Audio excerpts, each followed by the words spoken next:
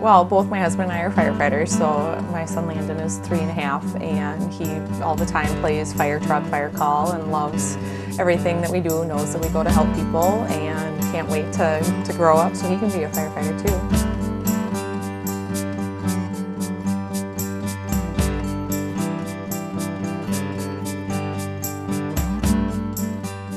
A lot of people think that they cannot be paid on-call firefighters or firefighters in general because of their age, because of their gender, and that's not true. You know, we have in the past hired firefighters that are of an older generation and have performed very well. Gender, in my opinion, has no bearing on whether or not you can become a firefighter. That's been proven over and over again. I've been a firefighter for 14 years. I mean, I work hard to stay fit and kind of learning different ways to do things. I definitely think that it's more mind, that if you want to do something, you can do it and put your hard work to it. Fire departments across the nation are very diverse, and it's an eclectic group. We have people here, most of them, this is not their full-time job. This is their part-time job. I'm a teacher. We have people who are paramedics. We have people who work in construction. Yeah, I work Monday through Friday, 8:30 to 5 out in Bloomington. My full-time job, I work at the Coke Oil Refinery. I work for Metro Transit. So we have a real diverse background of people that I think the combined total of bring a real unique setting to our department. And that's also a benefit to the city because they bring all those backgrounds in here, and there are things that they help us with that we may not have experience with if we were just strictly a full-time fire department. You know, they've taught me a lot of different things that maybe weren't in the books, in real world kind of things. So yeah, it's I love the guys around here, whether they're brothers or father figures or grandfather figures or some older guys. Lots of different age groups and people that are shy and quiet, and we have really, really outgoing people. You name it, they're out here. They're characters, people that are just serious, people that are nice. It really is like a giant family. It really is like a family. It's kind of a odd family is the best way to describe it. You hear a lot of people talk the brotherhood and sisterhood, and it truly is. When it comes down to business, they're always there to help you. People will offer help and they mean it. Spouses, family members of the fire department really pull together and get to know each other and support, and it's really a great group of people.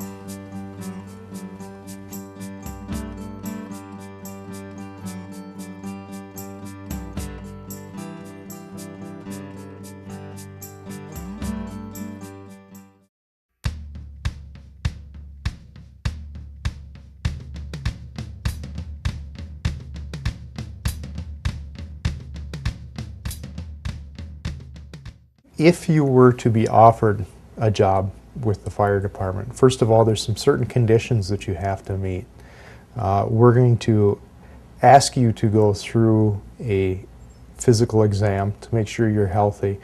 We're going to put you through a psychological exam. It's really somebody taking a look at you to determine if you fit into the fire department, if you'll fit and work well with a fire department. The third thing we're looking at is, can you perform some of the physical activities that we're requiring? Once you've passed all those things and you've got a good background, we're going to put you into an Anoka County Fire Training Academy. You're going to do a lot of training and school and stuff the first year, and it's going to be kind of crazy as you find the rhythm that works for you. But once you get there, it's really rewarding. The instructors were wonderful. They really took the time and effort to make sure you knew what you were doing, and if you had questions, they'd come in and help you. You're going to go through Firefighter 1, which is very, very basic firefighter training. Firefighter 2, which gets into a little more specific training on firefighting. Hazardous material operations, which will allow you to operate at a very minimal level on a hazardous material scene. And then there's a lot of other things real specific to Anoka County. So you'll learn how to operate on a radio system. You'll learn what it means to have pride and honor. What does the fire service mean? Where did some of the fire service customs come from? So some very specialized classes along those lines.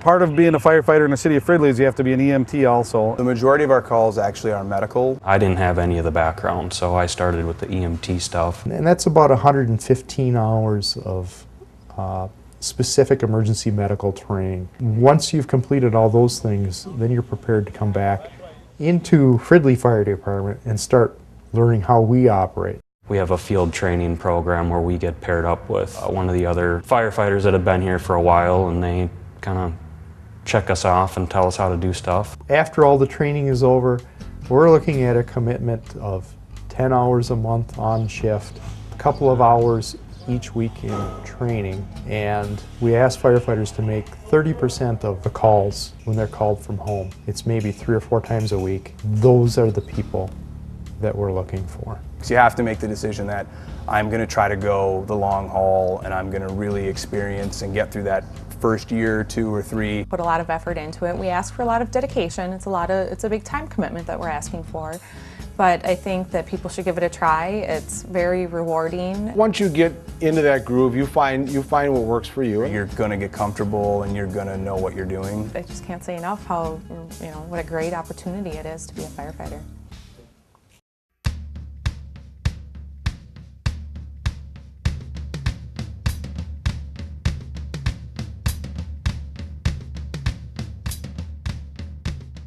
The excitement, the adrenaline rush, something you never lose, whether it's your first fire, your 500th fire.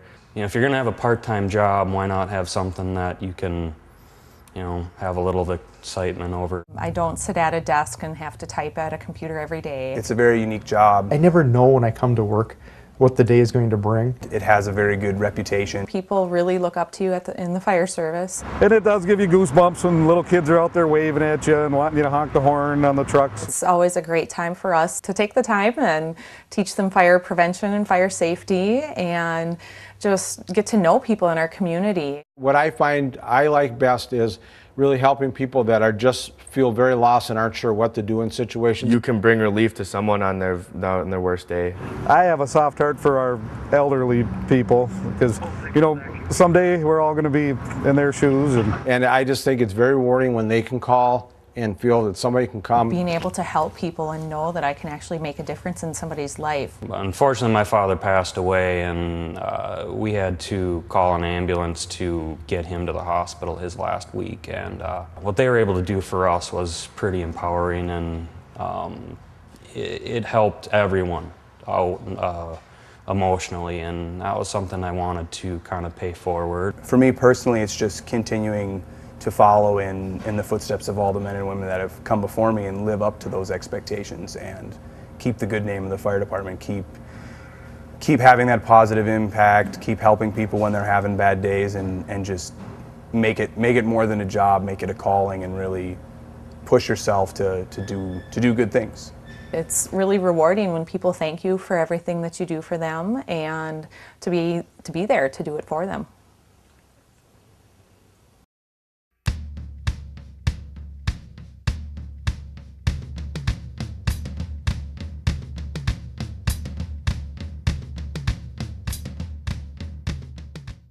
My name is Garry Frankel. I come from Winnipeg, Manitoba, Canada. Today is my rebirth day.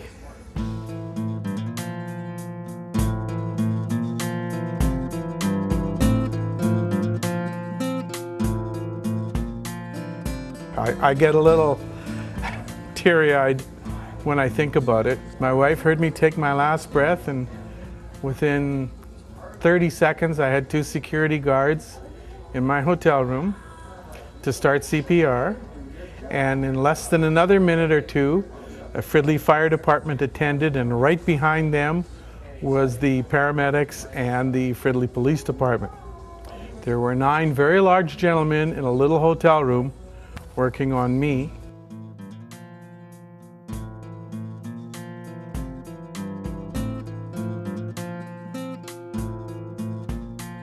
So today is the anniversary of the day that I was technically dead, and with the help of Fridley Fire Department and others, I'm here now.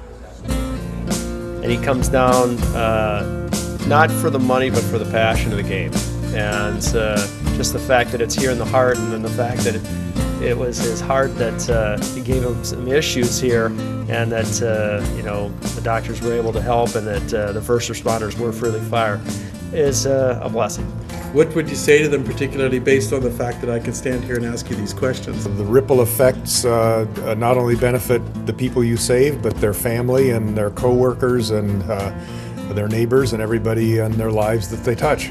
And if we don't see you here, it's not a year for us. You are a family. We're all a family, and you're part of this tournament, so you need to be here.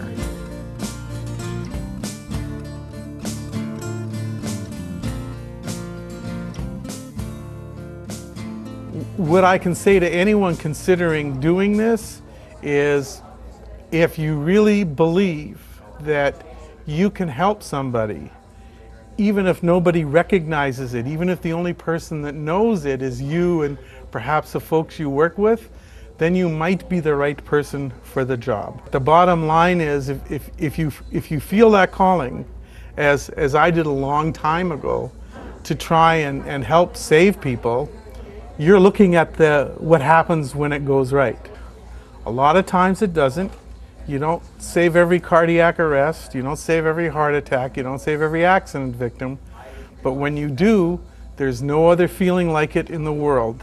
It's fantastic, and if you can live with failure and keep going for that one reward, then what are you waiting for? Sign up now.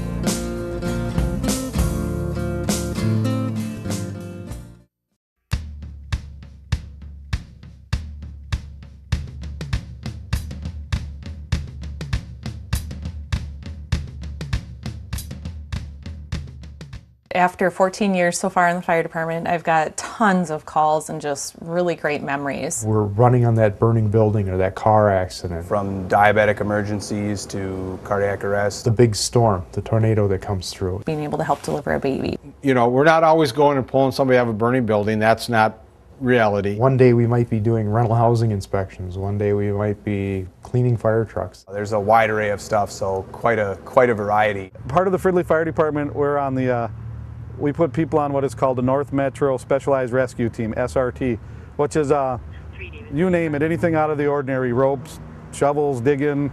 And ironically, one of the funnest calls for me that I went on was last summer. There was a Clydesdale horse stuck in the mud up to its neck, and we helped rescue this horse. I had just gotten home and I came out the back door to look for the horses, and I only saw 3 out of the 4 horses.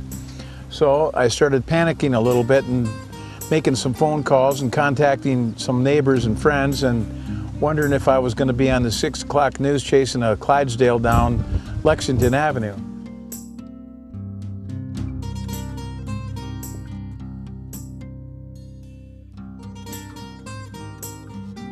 Well, I stood there for a few minutes and I couldn't figure out what it was they saw.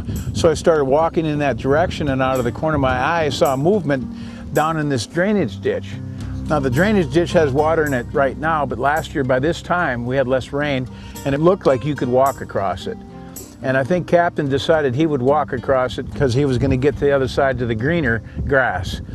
And when I looked in the drainage ditch, all I saw of Captain was from the neck up and a little bit of his back. And I mean, 2,000 pounds of Clydesdale was buried in that drainage ditch.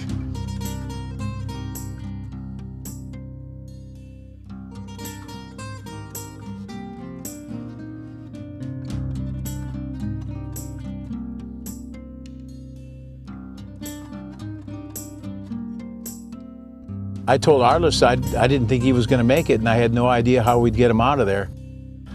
We decided we'd make a phone call, and I would say within an hour, we probably had, I don't know, 25, 30 firemen out here. We had to rig up a bunch of rope systems and lift this horse out of the mud. It was pretty interesting. And the problem was, he was down so deep and he's so big girth. The hardest part was you had to get a strap around its waist, and and he was stuck in the mud. Up to his neck. And in addition to that, you couldn't just pull him straight forward because he was up against the bank. He had to come up and forward, up and forward.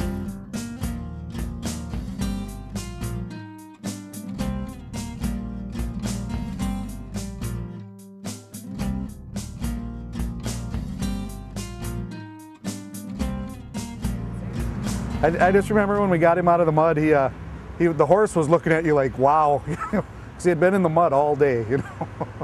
At one point in time, I thought someone was going to say, hey, we've tried enough that he's just not going to make it. But they told me, they said, well, as long as he wants to live and as long as he wants out, we're going to keep trying.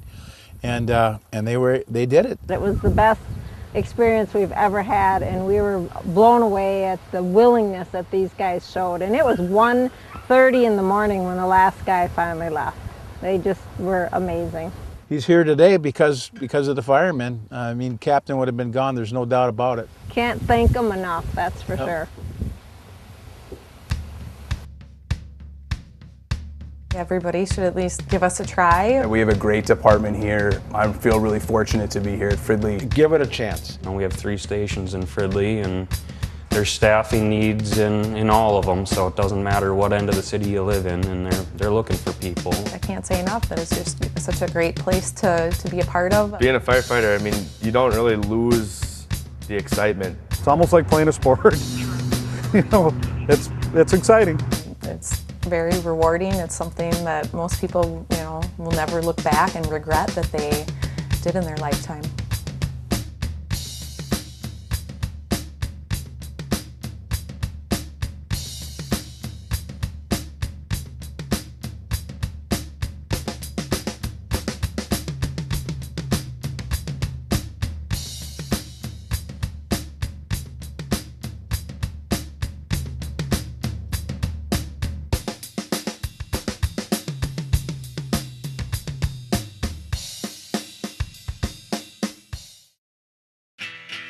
The excitement, the adrenaline rush. Every day is different. I never know when I come to work what the day is going to bring. It's a very unique job. Got involved in it ever since I've loved it. You can bring relief to someone on their worst day. When people are having a problem, they just don't know who to turn to for help. They call us. I had a cardiac arrest at 1:30 in the morning. I was technically dead. A Fridley Fire Department attended, and these were the people who helped save my life, and yet they all thanked me. It's just a very, very rewarding field to be in, to know that you can help people. To follow in the footsteps of all the men and women that have come before me. I've grown up idolizing these guys. We need people who are just have the spirit, have the motivation. The adrenaline going and the excitement of this is real. I get to go put out a fire. It gives you a chance to do everything here between drive the trucks, fight the fires. You can see all kinds of different stuff from diabetic emergencies to cardiac arrest. I've been able to help deliver a baby. This gives me the skills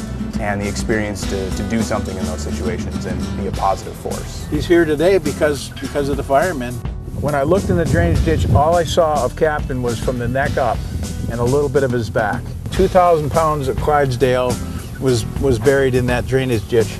I told Arliss I didn't think he was going to make it, and I had no idea how we'd get him out of there. They said, well, as long as he wants to live, as long as he wants out, we're going to keep trying. They worked at it for quite a few hours. And we were blown away at the willingness that these guys showed. And it was 1:30 in the morning when the last guy finally left. They did it. Can't thank them enough, that's for sure.